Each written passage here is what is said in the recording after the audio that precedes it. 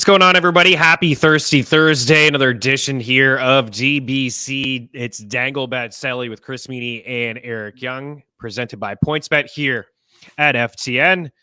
You guys know the drill. If you're hanging out with us live, you have any comments, any questions, leave them there in the chat. We'll get to them here on this show. Always circling back on these videos as well. If you have any questions, if you are listening on iTunes and Spotify, hop on over to our YouTube page, subscribe, smash the like button, and ask those questions, of course, at the Eric Young, at Chris Meaney. Here we go, man.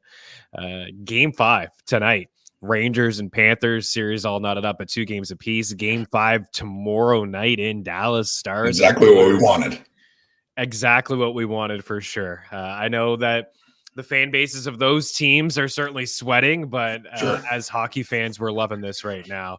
And hopefully we get 7 games. So we'll recap last night and we'll turn to Game 5 tomorrow night. And of course, we'll preview tonight's Game 5 at MSG. And I also wanted to go over some Conn Smythe odds with you and get your thoughts on who you think will win that award in the Cup. So just overall thoughts so far on what you've seen from both series. I mean, both have been good. Obviously, the fact that both series are even going into Game 5 is, for someone who doesn't really have a dog in the fight, as a person that bets, I mean, you always got something in the fight, right? Like, I mean, my bracket is dead. Both my brackets are dead. But the finish of my bracket is undoubtedly going to be right. I think at this point it's going to be Dallas or Rangers. I mean, I guess I could be completely wrong and both those teams lose. But yeah, I don't coin think so. Flips, man. I think at this point, I really do believe it's coin flips. Yeah. Well, I mean, look at how the games were played. A friend of the show, a friend of ours, Sarah Sivian, said something very interesting last night on Twitter or X or whatever you want to call it. She says, there is something weird about this year's playoffs where a team can go an entire period with 1 or 2 shots on net. And I feel like that's new. Like, momentum's always been a thing. You know, like last night is the perfect example of it. Dallas comes out, scores a shot on the first goal, scores again, and you're like, oh, 2 goals on 4 shots. Oh no. I'm not an Oilers fan, right? Like, I'm a fan of hockey. I'm not even a fan of Dallas. I mean, I think I prefer Dallas. That's the team I'm rooting for to win. I bet on both of them to win the Stanley Cup. So it doesn't happen, but that's why betting rules, guys, because you can win no matter what. Mm-hmm. Yay! Both my teams are gone. So the truth is, after those first 2 goals, I was like, that's it. You know, it's it. Skinner is not the answer. They didn't address this. The highest paid goalie on their team isn't even sitting on the bench, and more of the same from the Oilers. And then here they come. And I mean, basically, for the rest of that game, I feel like they dominated the second and third period. Dallas had, I think, 2 shots in the second period. It was I don't remember ever seeing that at this point. Yeah, it's there's been swings like this, I think, throughout the entire playoffs. Like, it's not even just this round. You know, Florida has done it with the Rangers. There's been moments where the Rangers haven't been able to put any pucks towards the goal, and all of a sudden Florida hasn't been able to do the same thing, and even other series as well. I think it's certainly not as wide open as maybe the past few years, and every team plays differently. You know, I think about the past couple of years, like the Penguins and the Sens. I remember that being a high-scoring Eastern Conference Finals. I just think that the game today is almost like just a chess match. It's just, you know, it's not so much about puck possession as we've seen over the past couple of years. It's turned to that, like possessing the puck. In the playoffs with some of these teams, it's actually like, just get it deep. Get it out of the zone, defensive structure, get it in behind the opposing team's defenseman and cycle down low. Has been a lot of just great defensive play, I think, at 5-5. And the teams and the refs are putting the whistles away. I mean, the Oilers in the first couple rounds were scoring at like 50% on the power play. Dallas has been one of the cleanest hockey teams in the league over the past couple of years. I don't know. I mean, there's players on there that play with an edge on the team, but they don't take a lot of penalties. And the teams are not taking a lot of trips to the penalty box. And I feel like even the Rangers are not getting a lot of quality chances at 5-5 unless they get on the power play. I felt like that in the previous round as well. So Sarah's right in the comment, but also, this, like, how about the Devils in the mid to late 90s, early 2000s? I remember watching them play playoff hockey. It was like watching paint dry. These guys didn't give up any shots. Hunter had all wins and shutouts. He had like 18 saves. Like there were some series that were tougher, but I think Dallas is just one of those defensive minded squads, and the Oilers are playing a really good brand of hockey too. They've been the better team at 5-5 in this series, and that has surprised me. And with Chris Tanev leaving that game last night, I don't know the status of him, but that is a massive loss. Like massive. They're matching him against McDavid, right? I mean, 100%. That's mostly what DeBoer's doing. Yeah, he leads the playoffs in blocks, and he was great against McKinnon in the opening round, and Eichel, and we talked about that, and he has been great in this round as well. But if he can't play, like they're already riding 5 defensemen. Like, does Lundqvist come in? He's averaged 4 minutes per game in the playoffs. It's a massive loss if he can't go for Game 5 or the rest of the series. So I feel like the Oilers may have a slight edge here. But you saw the significance when Rupe Hintz returned to the lineup as well, put Duchesne on the third line with Marchment. Last night, one thing I noticed with Pete DeBoer, and I've been telling you this, and I don't mean to be disrespectful to Joe Pavelski, but he looks extremely slow. And in the second half of the season, I thought he was slowing down Robertson and Hintz. Those guys were quiet in the second half. He was moved off the top line in Game 4 or Game 3 rather, and Robertson had the hat trick with Hintz and Sagan. And then last night, Pavelski was on the third line, and then in the last 8 or 9 minutes, he was on the fourth line. He was playing on the fourth line, and he was bumped off that first power play. So I actually think that's a good thing. I think you need to find, for me, watching the Stars, Johnson still is the best player on the ice. Sagan looks awesome. These guys need more ice time. Even Dadonov looks pretty good out there. I thought he was sloppy. He looks awesome. Like he's got a bit of a jump too. So, I mean, Pavelski's a little bit slower at this age. He's got the experience, maybe out there killing some penalties when they're up. But for the most part, man, he's looked a little dust. So who do you think wins the series? And we'll preview get into tomorrow night, and we'll get into tonight after that. Who do you think, Edmonton or Dallas? I'm still leaning Dallas. I think in the end, and we've said this, everyone said this for 30-something years, in the end, it comes down to goaltending. And there's just no way you can tell me that Stuart Skinner is better than Jake Ottinger. I mean, could the Oilers win? Yeah, they've got 2 of the best 5 players in the world, right? I mean, Evan Bouchard is turning into a bona fide superstar in front of our very eyes. And Zach Hyman is another massive Maple Leafs mistake all over again. Leads the playoffs with 13 goals. And Maple Leafs fans want to say stuff like, oh, well, he's playing with McDavid. Anybody can score. Name the guys. Name the people that have scored 50 goals with Connor McDavid. It's just him. I'm waiting. Well, Draisaitl. That he doesn't count because he's part of the discussion. He's good. Yeah. No, I hear you. Playing with him doesn't make it easy. Zach Hyman's an unbelievable hockey player. Oh, the good news for the Oilers is depth. And, McLeod has a great goal last night. This happens in every playoffs. Guys from below step up and score important goals where they need it. I thought the move to bring Perry in was really well done. And McLeod by the Oilers coaching staff, like the right time to do it. The fact that he had the balls to sit him in the first place. Yeah. It says, and I think it was the right call, actually. He knows exactly what he's doing. He knows exactly what he's doing. He's pressing all the right buttons. Would it surprise me that they win? No. If I'm betting, and I did, I'm betting that Dallas wins this and then wins the Stanley Cup. Yeah. Obviously, that's with Tanev playing. I can't take my bet back now. That's not how it works.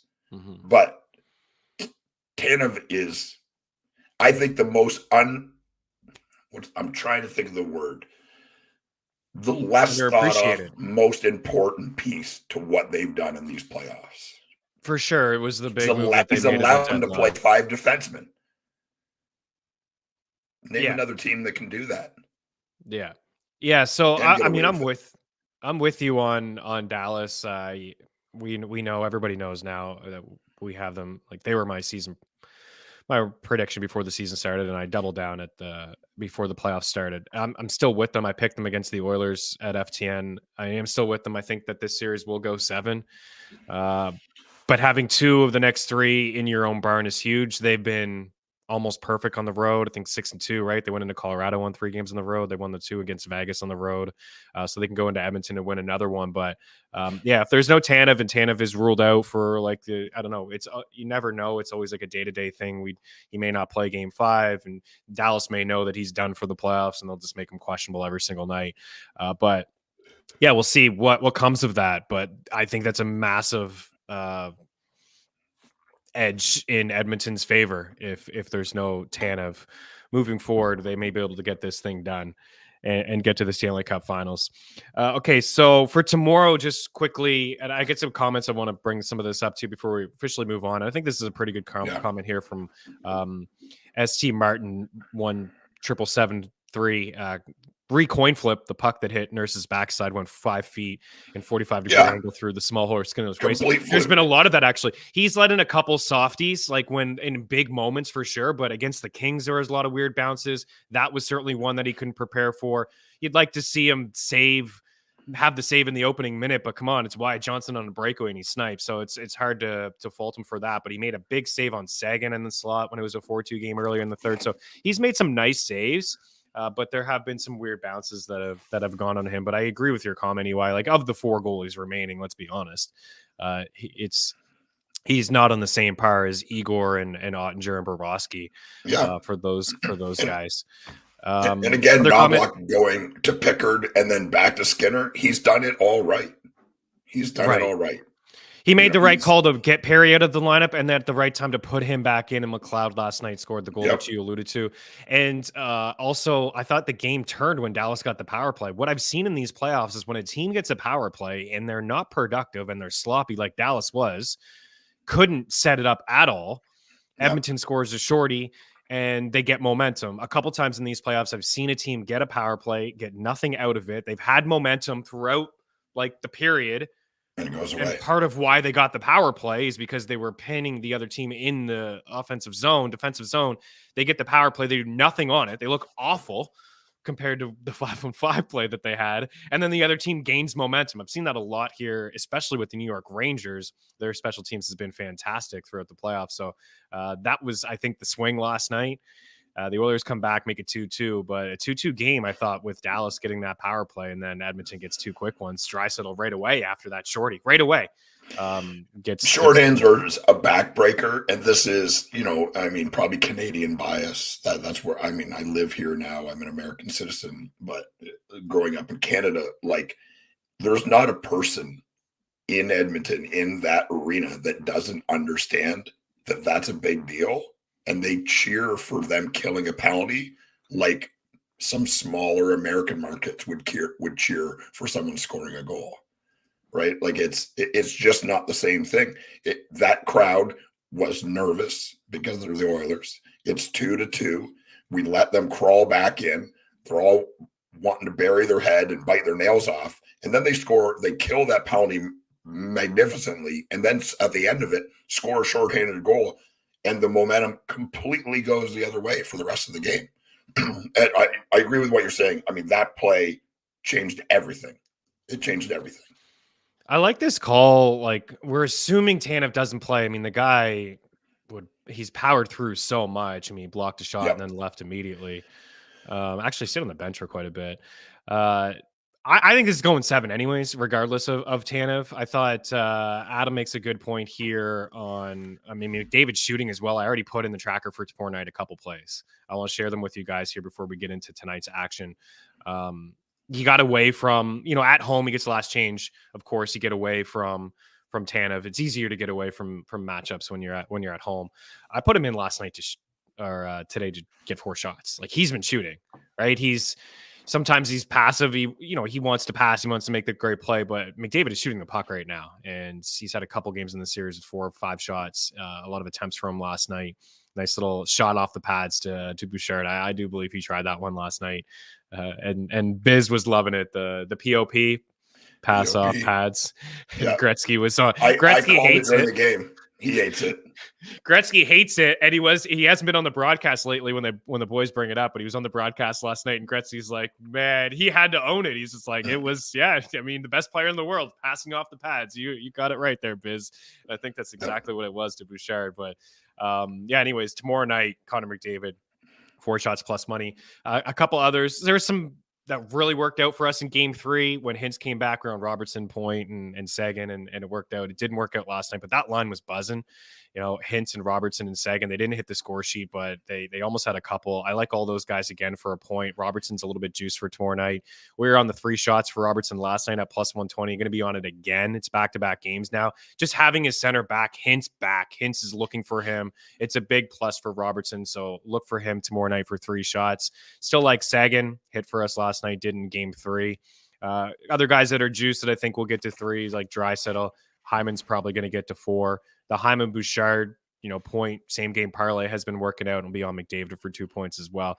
I'm going to be on Dallas at home to win the game, but like I said, I think it's going to go 7. Maybe the Oilers get 6, and we'll be talking about maybe game 7. Hopefully we get 2 game 7s and we can tee it up. But for tomorrow night, Robertson, let's go Hintz point. We'll continue with the wide. Johnson point is around minus 140. Jamie Benn's at good value for a point. To me, the best players in the series have been Sagan, Ben, and up from forwards, Sagan, Ben, and Wyatt. But I've really noticed Robertson and Hintz in the last 2 games. So those are the guys, and you continue to attack the top guys for the Oilers. Draisaitl had a big game with the 3 shots, a little juice, maybe get into a parlay. And again, Hyman and McDavid are the guys there. Bouchard leads the playoffs in shot attempts, just not getting a ton of them through, but you can tease him down to 2. All right, tonight, what are you thinking? Man, this is another tight series, right? And it's classic playoffs. Barkley, Goodrow, they just can't be stopped. Just scores. He's just a playoff performer. Hey, Jordan Allen's in the house. He's a PTP. Hey, yep. Daily handle Jordan Allen. He's a PTP. He's a prime time performer, is what he is, man. He doesn't score goals in the regular season, but he did this with the Lightning a couple years ago too. Yep, same thing. Yeah, same thing. And it's they were asking Laviolette about what makes it. He's like, oh well, you can tell he didn't know. He's just like, well, he's a big, strong guy, and this kind of hockey favors him and his skill set. He shows up ready to play. Like, that's just hockey for I don't know, and it doesn't make sense. And I mean, if you got paid for just the playoffs over the last 8 years, Barkley Goodrow would be one of the highest paid players in the NHL. Think about that tonight when you lay your head down on your pillow. Think about it. Oh my goodness. They're not getting paid as other playoffs. It can help, right? Obviously, he's on, I think, a pretty sizable ticket as it is for a guy that plays on the 4th line. But you get players like this to do these things in the playoffs. And I can't remember who said the saying, there's players that get you to the playoffs, and then there's players that get you through the playoffs. So it's he's definitely one of the gets you through the playoffs kind of guys, and they're important. I think the Rangers bounce back tonight, and I think that they win this game. Wearing the Rangers tarp, and I don't know if I've guessed one of the games right yet, to be honest. I've done very well in goal scorers somehow, even though I'm only betting 2 to 4. I've done very well that way. But as far as the outcomes, it's kind of opposite world. And they said a stat, not trying to go back to the Dallas game, but Dallas has won 5 of 6 road games or something crazy like that. And they've lost for the last 3 to 4 years. At the end of who was there just before DeBoer, the coach? They had Hitchcock. Oh my goodness. No, that was way before. They had somebody else after Hitchcock. No, somebody else after Hitchcock. Yeah. Montgomery. Yes. Yeah, and then he got fired, and then it was Who's their The guy front? it was the guy for the plays coaches for the Oilers now, or the Winnipeg Jets now. Oh my God, my mind. Yeah, Bonus. Yeah. So Bonus and DeBoer, the last 6. So you just erase the bonus one, but it also was the same. The Dallas Stars have lost game 1 every series for the last 5 seasons. Wow, crazy. That's like the Leafs on home ice. It's like the Leafs home ice every single game. It's pretty wild. Good to know if they get to the finals. we'll pick the other team. Game 1, they lose. And there was a theory, I think it was Dimitri Filipovic was saying like there's a theory about it, saying he just sets his lines and then it's literally it's a data honing thing. He's if we win, that's great. But I'm just going to play my lines how they are. They're going to roll all 4. I'm going to let guys play the way they play. Not going to say much. I'm not going to coach much. We're just going to see what happens. Then I take all that data and then I streamline the attack going forward. And it's already starting to happen, right? Because of injuries too, but moving players and changing lineups, that enough playing up the line. The 4th line with Sam Steele and those guys playing way more than they normally would. It is such a chess game, man. I love it. I love thinking about that stuff. Yeah, me too. Man, this series of 5-5 though is not a huge surprise. It's something we talked about. It's certainly something I talked about and why I gave the edge to the Panthers. Is, I mean, the shot attempts. They got 100 more at 5-5. Game 1 and 2 in New York was fairly even, so that's kind of what I expect to happen tonight. But game 3 and game 4, the shot attempts at 5-5 were 83-36 in favor of the Florida Panthers, and I thought they had a bad first period in both games, especially in game 1. The scoring chances were 32-15 in favor of Florida, and then game 4, 72-29. So the last 2 games at 5-5, they've, quick math, they have 155 shot attempts and they've only given up 70. 65. Pretty crazy stuff. And the scoring chances were 36-9 at 5-5 for Florida in game 4. I know that they're at home. They're going to have the crowd behind them. You know how many shots Chris Kreider has at 5-5 in this series? Not many. 0. Doesn't have one. Doesn't have one. I was looking at it and I was just like, because somebody in our Discord said today, like, man, Chris Kreider, like, I'm surprised he has 0 goals. Forget 0 goals. Dude's got 0 shots at 5-5. The shot attempts here, I mean, Kreider's got 3 at 5-5. He's got 0. Even Rempe has 2 shots at 5-5. So pretty quiet from a 5-5 standpoint. I think the best player on the Rangers, and we've talked about this a couple times, is Alexis Lafreniere. Alexis Lafreniere tonight, again, is plus money for 3 shots. He's plus 110 for 3 shots. He's minus 105 for a point. He leads New York with 3 goals at 5-5. Also 11 shots, 19 attempts, 13 scoring chances, 6 high danger chances, and 1.16 expected goals. That's all at 5-5. 13 shots, 22 attempts, 15 scoring chances, and 8 high danger chances at all strengths. Also leads New York, and he's not on that first power play unit. Panarin, Trocheck, and Lafreniere are the top forwards for New York in terms of shot attempts and shots at 5-5. It's the line that's been the best for them all season long and throughout the playoffs. And Lafreniere, career high 28 goals and 57 points, 17 minutes for him. Former 2020 first overall pick. EY has arrived, and he's here to stay. He's got 7 goals and 13 points in 14 playoff games. He's got back-to-back goals in the playoffs, 3 total, and 2 were highlight reel goals for him. He looks like a superstar in the making. And I know we've chatted about this a couple times, but preach patience. There's a lot of people that thought that they should trade Lafreniere. Imagine. He looks like their best player. Trade him over Kakko and over Hedl. Like, look, those 2 good young players too, but like, you couldn't get a bag of chips for Kakko. He was drafted in the first round for a reason, right? And how quick everyone was to jump on this guy. He 2 years development during COVID. like 2 of the most important years of your hockey life, where he was coming out of junior, going into the NHL, right? Like you're playing. First of all, you're living in New York, right? You're playing in Madison Square Garden. You're like riding the subway to the game. It's one of the most epic cities in the world. And unless you've been there, me and you we were there together last summer for fantasy football. It's epic. It's exhausting, but it's epic. And, you can't take that out of the equation either. But to me, the big thing is his development curve was going to be slower because you took 2 of the most important years of his hockey development away from him. Right. Yeah. Yeah. He looks good. He's plus 110 for 3 shots at Bet365 tonight.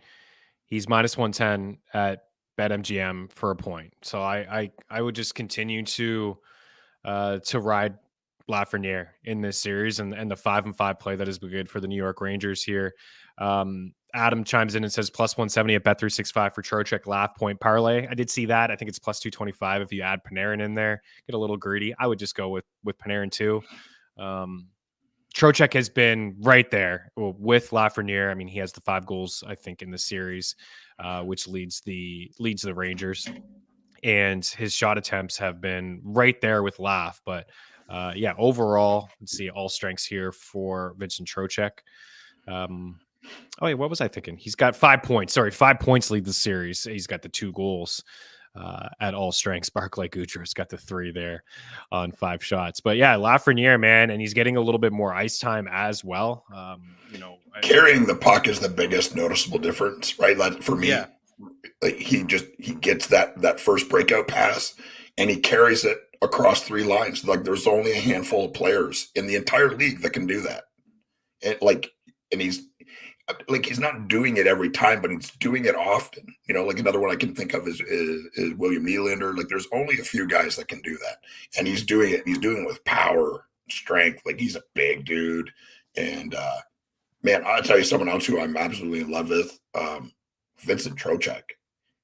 Like when they picked him up, and they're like, "Oh, he's going to be our number 1 or number 2 center." I was like, "Ooh, geez, I don't know." I mean, third line, I like, kill penalties, maybe whatever. Dude, he's possessed. Yeah. Possessed. But it's a good line. Unbelievable year for him. I'll take that loss. Good for Vincent Trocheck. He's a great player. He's been a good player for a long time, but I don't know if he's ever been this good. Yeah, he's I remember there was a season with him in Carolina where he was on like some sort of absurd pace, maybe a 40-goal pace. I think he suffered an injury or something. But yeah, he's just a smart 2-way player. And that's part of why the line has so much drive. I do agree with this. And Troy, I mean, I just had Panarin at plus 225, but he's been quiet. He was good in the first round. He showed up in the first round. But you remember the Rangers got bounced in the opening round last year. He was pretty much invisible. So I'm looking for the Ranger guys to step up tonight. Like Kreider, if you're one of those guys, it's like, they're due, like, which is not a thing. But Kreider and Mika and Panarin, like those are the guys that really need to step up tonight. Other props here that I like before we get into some Conn Smythe stuff, and I see some other comments I want to address with the people here watching the show. So this is what I have in the tracker. I do have Florida and New York under 5.5. I did see something here about the Rangers. 19 straight games of the over until 2-1 in the series. I feel like tonight in a game 5, especially with the way that the Panthers have shut down the Rangers at 5-5 and the way that Bobrovsky played in game 4 and the way that Igor is playing in these playoffs, I do have the lean to the under 5.5. It's a little juiced at minus 130, but that's the way that I feel this game is going to play out. I like Florida to go into New York and win this game, like a 2-1, 3-2 type game. Mentioned Lafreniere for the point and the shots. I am drinking a little bit of the juice on the Trocheck 3 shots at minus 150. Those are the 2 guys for me that have been taken for New York. Fox is interesting in a parlay for 2 blocks. He's been getting a lot of blocks, but I still like Trouba. He's a little bit juiced at minus 150 for 4 blocks at Bet365, but he's blocking everything and he's still throwing massive flying elbows, which is crazy. Igor at over 28.5 saves at minus 120 at DraftKings as well. Just again, the shot attempts that the Panthers have in each game. makes me lean with that pick. And another guy that's stepped up, he's looked good, and I had a feeling about him, and I mentioned him in the Discord as like a sneaky DFS play for the entire series. Now, he hasn't done, I don't think he's done anything like picked up any points, but when I was looking at the matchups between these two teams, Evan Rodriguez had like 3 games against New York with like 12 or 14 shots. Good, I was like, that's strange. Evan Rodriguez, like, maybe he played up with Barkov or in the top 6 at times to get those shots. But Paul Maurice shuffled his lines a bit. And there was a comment earlier that I totally agree with here with Nick. Tarasenko, like Pavelski, just looks slow. Doesn't look like he can't keep up to Barkov and Reinhart. When Paul Maurice put Verhaeghe up with Barkov and Reinhart, when that line steps on the ice, is just dominance. So I don't know what he's going to do tonight. I know he shuffled some things around towards the end, I think, of that game in game 4, but he took Tarasenko out of the top 6, which I agree with. He put Rodriguez in with Bennett and Tkachuk, and it was a good line. Tkachuk in game 3. That's what Daily Faceoff is showing, that and him playing on the second power play as well. So, and I think Rodriguez is sneaky tonight. Yep, I bet he was all over the puck. Sometimes you just got to get elbowed in the head, turn on your superpower. I know this well. This happens to me almost on a weekend basis. Evan Rodriguez right now in FanDuel is plus 500 to score a goal. I'm betting that he's gonna. I'm telling you, man. I'm telling you, I was on this last game and I didn't get it. I saw the promotion and I saw how he was buzzing in game 3. I think he had like 4 shots or something. And I took the shot prop. I took the point. I took the anytime goal, first goal.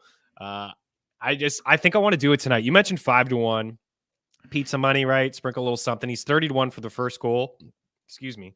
He's plus 165 at DraftKings. Make you feel sick when you talk about Rodriguez. Plus 165 at DraftKings for a point.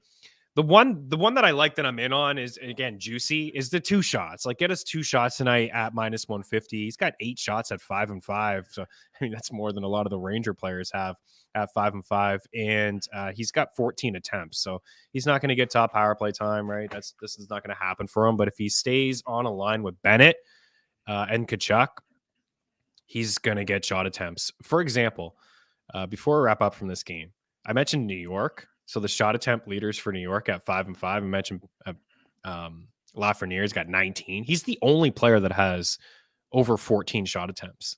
The Florida guys, these are the guys that have 14 shot attempts at 5-5 for Florida.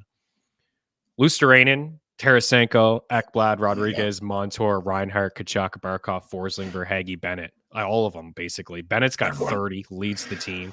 Verhaeghe's got 29. Forsling has 25. Barkov has 24. And Reinhart and Tkachuk have 19. So I like Verhaeghe tonight for 4 shots. I've been betting him most nights. I usually do a same game parlay with Verhaeghe and Reinhart for 3. But Verhaeghe, he's got the 9 goals that leads the Panthers. He's got 60 shots, which is second overall in the playoffs, and 127 attempts, which is second overall in the playoffs as well. But here in this series, the 29 attempts is hard to ignore, and Bennett's got the 30. So maybe you tease Bennett down to 2, but I'm comfortable with Verhaeghe to 4, and I think Rodriguez at 2 is a play as well. So you got the Rangers tonight. Who do you got scoring the goal? Rangers, I got Zibanejad and Lafreniere. Zibanejad is another guy who's been all around it too. Just hasn't been able to get one to go. I mean, I think he hit a post last game. He missed the high on the far side, by an inch. I believe he's going to get one to go. So those are my 2 Rangers, and I got Rodriguez and Reinhart. Reinhart dude, every time he touches the puck, it goes in the net. I know. He's a great player, but there's something wrong with him. I don't know if they go to him on the bench, and I don't want to look at him. He's always twitching, spitting, and his head's doing this weird thing. He's twitching nonstop. I noticed he was doing it at the face-off at center ice. He's going like this with his head, and I was like, God, someone check on this guy. I don't know. I know. And even in the promo, I think for game 4, they showed him and he's twitching. So people, they're noticing. The producers are noticing to put a Reinhart twitch in there instead of a Reinhart snipe or shot or hit. They put a little twitch on the bench, so they're all over that. it's just habits, right? Hockey habits, things that Yep. I think Yep. you just do. Yep. I'd love the Forsling My call. habit is that I'm bad at it. That's my number Yeah. one habit. Last game was Lafreniere and Verhaeghe for me for goal scorers. I mean, they scored. It's tough like to go back to them. I want to be different, but again, those are the guys that are getting the attempts. They look the best to me. So to be different, I would say Barkov. Barkov is buzzing. He's hit a couple bars. And I think Rodriguez we both like, so we're onto something there as like a little bit of a long shot. And I'd say for the Rangers, be interested to see if Wheeler could. That was Wheeler's first game in a long time. It's remarkable that he's playing. He looked okay. He did play a majority of the season up on the top line. I'd be interested to see because it's not working. They've been trying a bunch of different things, right? Hedl was in on the line, then he was a scratch. They had Roslovic, he was a scratch, or he got bumped down. I'd be interested to see if Blake Wheeler can get some 5-5 play tonight with Mika Zibanejad and Chris Kreider. He'd be like a super long shot on the New York Rangers, but I don't expect a lot of offense. I'm in on the under 5.5. I like the call by Forsling. It's been brought up a couple times. Forsling just mentioned the shot attempts for him, 25 shot attempts and 10 shots at 5-5. It's been him over Montour. Like Montour still putting some pucks towards the goal at all strengths. He's right there with Forsling, 26 apiece, but Forsling for 3 shots is plus money. I think he's interesting, but also maybe just he's super juiced for 2. I don't mind like him and Rodriguez if you don't want to take the juice on Rodriguez. I'm comfortable with Rodriguez too, but you could do Forsling and Rodriguez at plus 140. You could do Forsling and Bennett at plus 110, or you can do Forsling and really anyone else for a good price besides Mika and Kreider. Like Mika's got to get a couple power plays, I think. Trocheck minus 125. I've been doing some 2-leg shot props that I don't know. I feel like I'm one off every time, but Trocheck, Lafreniere, Reinhart, Verhaeghe, those guys for 2 shots in it are plus 100. Just Trocheck, Lafreniere, Reinhart, Verhaeghe. That's the way that I would go there. Interesting. Let's get into Conn Smythe as we wrap up. All right. I'll go over some odds with you and get some there's like, look, I'll tell you what, this is what almost made me feel sick. Troy says, hey, Means, how do you feel about the rumor of Line A to Montreal? I don't like it. I don't want it. You know, I'm not a Line A fan. I had the under on the goals. He can't stay healthy. I'm not the biggest Line A fan. I would not like Montreal to give up any assets for Patrick Line A. No, I do not want that to happen. What I've seen from the Habs brass though, is they've bought low on a couple players, and it does seem like maybe they're kicking the tires on the price of Patrick Line A. No, not for me. Okay, Conn Smythe here. I got some odds here. Roll through it with you and the people here and get your thoughts on who you like to win. So the favorite is Jake Oettinger at 5-1 over at FanDuel. 917 save percentage, 2.20 goals against average. He's 10-7. McDavid is second at plus 550, leads all skaters with 28 points in 16 games. Got 24 assists, 18 primary assists in 16 games. What a freak of nature. Igor Shesterkin at plus 550. He's got a 923 save percentage and a 2.37 goals against average. A playoff high 71 high danger saves at 5-5. Alexander Barkov is next at 7-1. He's got 17 points. His teammate Matthew Tkachuk is next at plus 850. Tkachuk leads the Panthers with 19 points and 8 primary assists.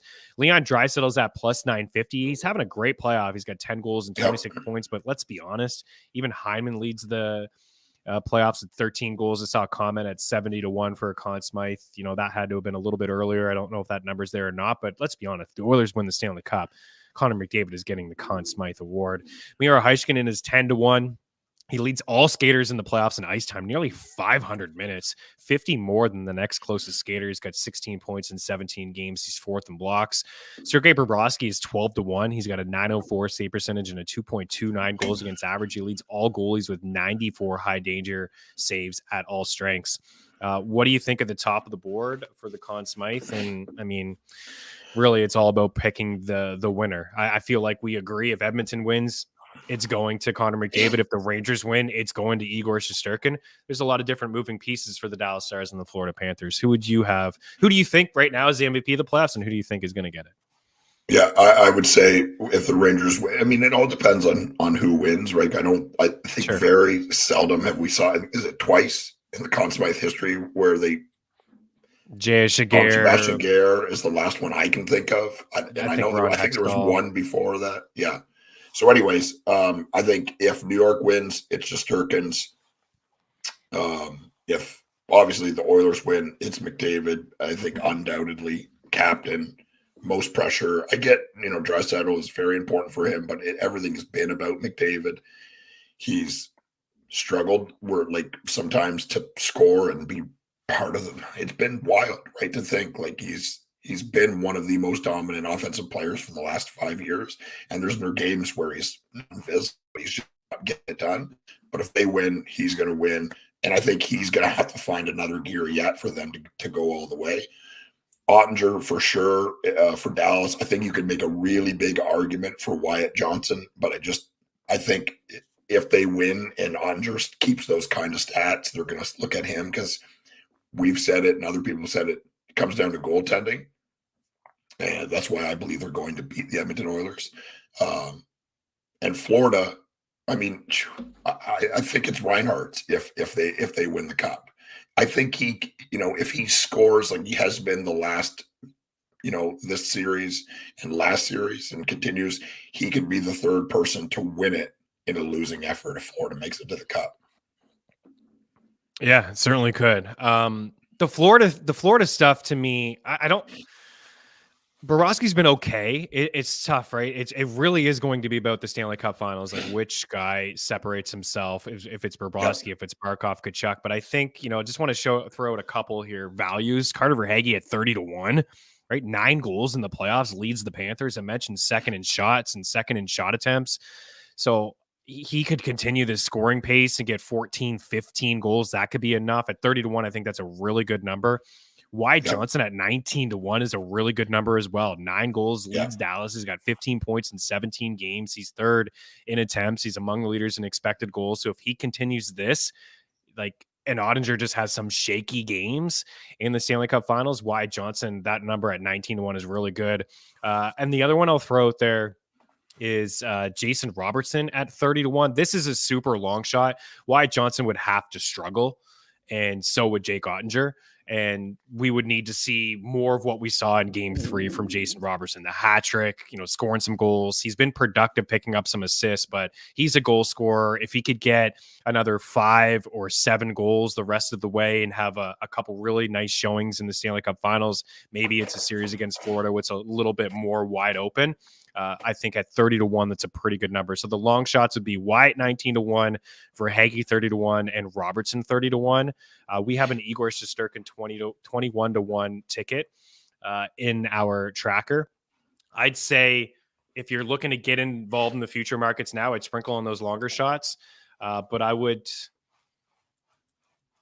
probably wait because I think what we will see is Dallas and Florida. I still think that's the finals we'll see. But if you're in on the Oilers, right, just bet McDavid, Conn Smythe, right? That's what's going to happen. If you're in on the Rangers, Igor right now, you're getting 5-1 on both of those guys. So if you feel strongly about those two teams, I would go ahead and take them for Conn Smythe because you're going to get a better number for Conn Smythe than you would for, a Stanley Cup winner. I just want to confirm that, but I'm pretty sure that's how it is. What's the actual odds here for the Stanley Cup? Where can I find them? Let's see. DraftKings. What do we got? Team futures. Exactly. Florida's plus 235. Dallas is plus 255. Edmonton's plus 275. The Rangers are plus 330. So instead of betting the Rangers, the Oilers to win the cup at that number, Igor and McDavid, a little bit more bang for your buck there. Okay, I think we did it. We're going to get out of here. We still went pretty long. We haven't had a show for a while. I'd say there's a possibility, I don't know how the days would work out. I think Game 7s, we would get them early next week. So if there's 2 Game 7s to discuss or one, maybe we can jump on for 5 or 10 minutes and discuss it.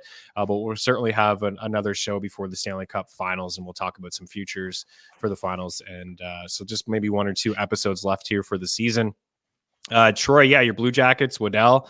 We'll see what kind of moves they make. Hopefully it's not a trade for I tell you what, Waddell's not making any trades with the Habs. I know Bergevin's not there, but that's a team he doesn't care for at all. There seems to be a lot of Forsling stuff here tonight. Yes, 1.5 is great. It's minus 200. So I just want to throw that out there. Right. It's we want to Nothing get to be winners made at the here. end of the day, but it's something that you'll probably have to put into some sort of parlay.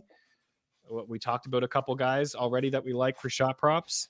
I see minus 177 out there at Bet Rivers is still pretty steep for me. But yeah, if you wanted to, 2 blocks is plus 115, I think is a pretty good number. If you want to include him for maybe just 2 shots in a parlay with Trocheck and Laugh and the big boys for Florida, I'm talking for Hagee and Reinhart. That's a way to go. All right. Thanks, guys, for taking the time to hang out. By the way, I know you talked Forsling last episode. This looks great, man. It's Just insane. smooth skater, and yeah, He thought it he was really going to is have to move back home and be out of the NHL. They waived him. waiver wire pickup. He's one of the best defensemen in the league. And his contract is awesome. I was looking at it. Of course it was. He got waived. He had no leverage. And the way that he's in tech, it's 5.75 for the next 5 years.